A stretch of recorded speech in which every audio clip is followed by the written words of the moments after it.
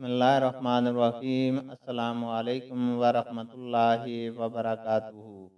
हदीस नबवी सल्लल्लाहु अलैहि वसल्लम है, उन्होंने वज़ू का पानी मंगवाया और अपने दोनों हाथों पर बर्तन से पानी लेकर डाला।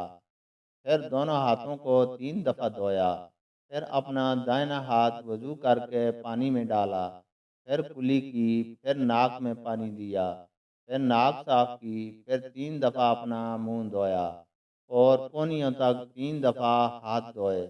फिर अपने सर का मसह किया। फिर हर एक पाँव 3 दफ़ा धोया।